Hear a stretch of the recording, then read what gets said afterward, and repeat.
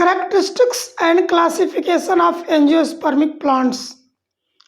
आवृत्तिबीजी पौधों के लक्षण एवं उनका वर्गीकरण। आवृत्तिबीजी पौधों के लक्षण।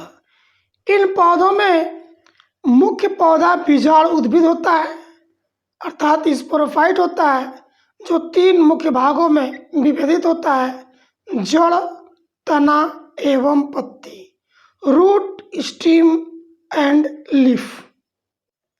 दूसरा लक्षण है, इन पौधों में उत्तक तंत्र पूर्ण रूप से विकसित होता है। Well developed tissue system are present in angiospermic plants. उत्तक तंत्र का मतलब इन पौधों में एडवांस उत्तक संवहन बंडल में जाइलम और फ्लोएम पूर्ण रूप से विकसित होते हैं। इसके अतिरिक्त एपिडर्मिस, हाइपोडर्मिस, ग्राउंड टिश्यू, पित्त इत्यादि उत्तक वेल डेवलप होते हैं। आवृत्तिबीजी पौधों का सबसे प्रमुख लक्षण इनमें पुष्प एवं फलों का लगना होता है। फल बीजों की सुरक्षा करते हैं, बीज फल के अंदर होते हैं। सुंदर पुष्प परागण क्रिया हेतु जंतुओं को आकर्षित करते हैं और फल बीजों के प्रजनन में सहायता करते हैं, अर्थात फल एक स्थान से दूसरे स्थान पर जंतु खाकर फेंक देते हैं, जिसके वजह से अन्य स्थानों पर इन पौधों का विकास हो जाता है। पुष्पों में जनन अंग क्रमशः नर जनन अंग पुंकेसर स्टेमेन व मादा जनन अंग ओवरी या अंडाशय होता है। ओवरी में बीजांड या ओव्यूल उत्पन्न होते हैं। बीजांड में मुख्य उत्तक द्विगुणित होता है। इसमें अर्धसूत्री विभाजन फिर सूत्री विभाजन के द्वारा मादा युग्मकोद्भिद फीमेल गैमेटोफाइट का विकास होता है। अधिकांश आवृत्तिबीजी पौधों में फीमेल गैमेटोफाइट 7 कोश की या 8 केंद्र की होता है। 7 सेल्ड और 8 न्यूक्लिएटेड होता है।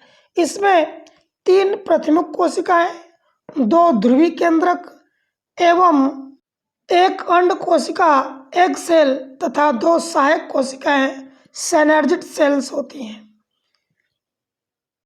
बीजांड में फीमेल गैमेटोफाइट उपस्थित होता है। इसमें 8 केंद्रक, 3 केंद्रकीय ऊपर की तरफ एंटीपोडल्स कोशिकाएं, 2 केंद्रक नीचे की ओर सिनर्जिड्स और 1 मध्य भाग में अंड कोशिका होती है और सबसे बीच में 2 पोलर न्यूक्लियस होते हैं। परागण क्रिया पॉलिनेशन। यह क्रिया जल, वायु अथवा कीटों द्वारा मादा जननांग के वर्तिकाग्र पर परागकण अर्थात नर युग्मकों को पहुंचाने का काम जल, वायु अथवा कीट करते हैं। परागकण अंकुरित होकर पराग नलिका पॉलन ट्यूब का निर्माण करती हैं, जो लंबी नलिका के रूप में फीमेल गैमेटोफाइट में प्रवेश करती है और इसके माध्यम से मेल गैमेटोफाइट जनन कोशिकाओं में विभाजित होकर 2 नर युग्मकों का निर्माण करता है और मादा के फीमेल गैमेटोफाइट में प्रवेश करता है। डबल फर्टिलाइजेशन या द्विनिषेचन यह आवृत्तिबीजी पौधों के जीवन चक्र में एक महत्वपूर्ण क्रिया होती है। पराग नलिका से एक नर युग्मक मेल गैमेट अंड कोशिका एग सेल से संयुक्त होती है, निषेचन करती है, फलस्वरूप जायगोट का निर्माण होता है। इस क्रिया को प्राइमरी फर्टिलाइजेशन कहते हैं। जबकि दूसरा नर युग्मक, दूसरा मेल गैमेट मध्य भाग में 2 ध्रुवी केंद्रकों सेकेंडरी न्यूक्लियस से जाकर मिल जाता है। फलस्वरूप यह त्रिगुणित हो जाता है, 3 केंद्रक हो जाते हैं। प्राथमिक भ्रूणपोष केंद्रक प्राइमरी एंडोस्पर्म न्यूक्लियस का निर्माण ये केंद्रक करते हैं। एंजियोस्पर्म पौधों में 2 नर युग्मकों से क्रमशः एग न्यूक्लियस व सेकेंडरी न्यूक्लियस से 2 बार निषेचन होने के कारण इसे द्विनिषेचन या त्रिसमेकन ट्रिपल फ्यूजन कहते हैं, क्योंकि इसमें 3 केंद्रकों का निषेचन होता है, फर्स्ट अंड कोशिका और 2 पोलर न्यूक्लियस। जाइगोट का निर्माण प्राइमरी मेल न्यूक्लियस के अंड कोशिका के निषेचन द्वारा होता है और यह जाइगोट भ्रूण में विकसित होता है, जबकि त्रिगुणित केंद्रक अर्थात दो ध्रुवीय केंद्रकों को दूसरा मेल युग्मक जो निषेचित करता है, जिसके फलस्वरूप तीन केंद्रकों का निषेचन होता है, जिसे ट्रिप्लैड कहते हैं। ये न्यूक्लियस निरंतर विभाजित होकर भ्रूणपोष इंडोस्पर्म का निर्माण करता है। इंडोस्पर्म क्या है? इंडोस्पर्म या भ्रूणपोष भ्रूण को पोषण प्रदान करने का काम करता है। आवृत्तिबीजी पौधे दो प्रकार के होते हैं, एक बीजपत्री पौधे और द्विबीजपत्री पौधे। इनके बीजपत्र को सब केवल एक ही भाग में व्यवस्थित देखा जाता है, इसे एक बीजपत्री कहते हैं, और जिनके बीजपत्र दो भागों में विभाजित हो जाते हैं उसे द्विबीजपत्री पौधे कहते हैं। इनमें मुख्य अंतर, फर्स्ट अंतर है भ्रूण या एम्ब्रियो। इनका भ्रूण एक बीजपत्र में व्यवस्थित होता है और द्विबीजपत्रियों में इनमें दो बीजपत्र होते हैं। जैसे चने की दाल को आप दो भागों में डिवाइड कर दें, वो दो बीजपत्री हो गए। सेकेंड करेक्टर होता है पत्तियां। एक बीजपत्री पौधों में जो पत्तियां होती हैं उनमें समानांतर सिरा विन्यास होता है। जैसे अगर हम धान या गेहूं की पत्ती की बात करें तो जो सिराएं होती हैं वो एकदम लंबी लंबी सिराएं एकांतर क्रम में व्यवस्थित होती हैं, जबकि द्विबीजपत्री पौधों में जालिकावत सिरा विन्यास रेटिकुलेट वेनेशन होता है। जाली जाली की तरह संरचना दिखाई देती है। जैसे कि अगर हम पीपल या बरगद की पत्ती को ले लें और वो पत्ती सूख जाती है तो आपको उसमें जाल की तरह संरचना दिखाई देती है, उसे जालिकावत सिरा विन्यास कहते हैं। थर्ड होता है जड़, रूट सिस्टम। प्रायः एक बीजपत्री पौधे में जो जड़ें होती हैं रेशेदार या मुलायम होती हैं, जिनको झकड़ा जड़ कहते हैं, और द्विबीजपत्री पौधों में मूसला या टैप रूट होता है। एक मुख्य जड़ बहुत अंदर तक जमीन में जाती है, जिसे मूसला जड़ कहते हैं। तना, स्टीम। एक बीजपत्री पौधों के तने में वैस्कुलर बंडल या संवहन ऊतक अनियमित रूप से बिखरे हुए होते हैं, जबकि द्विबीजपत्री पौधों में संवहन बंडल वलय या रिंग में क्रम से व्यवस्थित होते हैं। वृद्धि या ग्रोथ। एक बीजपत्री पौधों में केवल प्राथमिक वृद्धि होती है, द्वितीयक वृद्धि नहीं होती है, लेकिन द्विबीजपत्री में द्वितीयक वृद्धि होती है। द्वितीयक वृद्धि यह वैस्कुलर बंडल जाइलम और फ्लेम के मध्य में कैम्बियम के कारण होता है, जिसके कारण पौधे मोटाई में वृद्धि करते हैं और ये काष्ठी या उड़ी हो जाती हैं, लकड़ी प्राप्त होती है। ये द्विबीजपत्री पौधों में द्वितीयक वृद्धि के कारण होता है। अब पुष्पीय भाग, फ्लोरल पार्ट, जैसे कैलिक्स है, करोला है, एंड्रोसियम है, जो सुंदर भाग होते हैं वो करोला होते हैं। ये प्रायः 2, 4 या 5 के गुणन में होते हैं, जबकि द्विबीजपत्री पौधों में ये 4 या 5 के गुणन में होते हैं। एक बीजपत्री पौधे प्रायः साकी होते हैं, मुलायम होते हैं, छोटे होते हैं, बिना लकड़ी वाले होते हैं, जबकि द्विबीजपत्री पौधे साके भी होते हैं। कुछ पौधे काष्ठीय लकड़ी युक्त होते हैं, ट्री होते हैं। एग्जाम्पल की बात करें तो एक बीजपत्री पौधे में गेहूँ, चावल, केला, ज्वार, बाजरा, और द्विबीजपत्री पौधे में मटर, सूर्यमुखी, दलहनी फसलें, आम और जितने फल वाले पौधे होते हैं सब द्विबीजपत्री पौधों के उदाहरण होते हैं। एक बीजपत्री तथा द्विबीजपत्री पौधों में डिटेल अंतर को हम लोग स्पष्ट करेंगे। फर्स्ट होता है भ्रूण या एम्ब्रियो। एक बीजपत्री पौधों के भ्रूण में एक बीजपत्र होता है, जबकि द्विबीजपत्री पौधों के भ्रूण में दो बीजपत्र होते हैं। जैसा कि आप फिगर में देख रहे होंगे, ये सेम या मटर का है, इसमें दो बीजपत्र हैं, और ये मक्का के पौधे में पौधे का जो बीज है उसमें एक बीजपत्र होते हैं। थर्ड कंडीशन होती है पत्तियां, लीव्स। एक बीजपत्री पौधों की पत्तियों में सिरा विन्यास पर जो पाया जाता है वो समानांतर क्रम होता है, अर्थात ये लंबी लंबी पतली पतली धारियाँ या वेन्स व्यवस्थित होती हैं, जबकि द्विबीजपत्री पौधों में जालिकाओं शिराविन्यास या रेटिकुलेट वेनेशन पाया जाता है। इनके शिराविन्यास जाली जाली वेब लाइक स्ट्रक्चर बनाते हैं। थर्ड कंडीशन है जड़ तंत्र या रूट सिस्टम।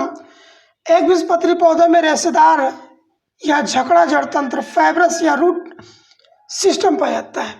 इसमें सभी जड़ें लगभग एक समान एक बराबर होती हैं और ये लूजली अटैच्ड होती हैं, जबकि द्विबीजपत्री पौधों की जड़ों में एक मुख्य जड़ जिसे मूसला जड़ कहते हैं वो बहुत अंदर तक जाती है और अन्य जड़ें छोटी छोटी होती हैं जो पौधे को सहारा प्रदान करती हैं। तना।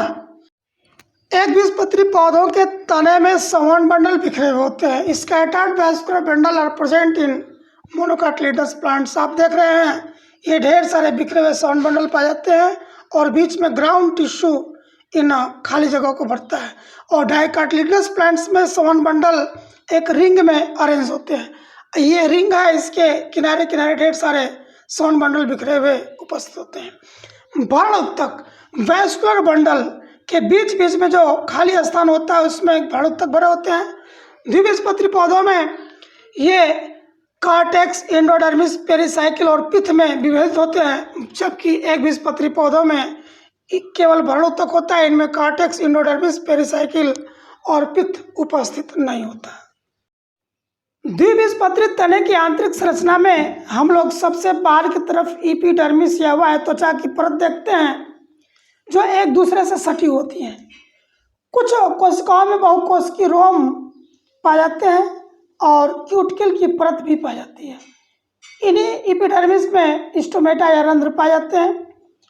उसके नीचे की कोशिकाओं को वल्कुट या कार्टेक्स कहते हैं जो 3 भागों में व्यवस्थित होता है, हाइपोडर्मिस, जनरल कार्टेक्स और इंडोडर्मिस। इंडोडर्मिस या ढोलक के आकार की कोशिकाएं होती हैं जो सबसे भीतरी परत होती है।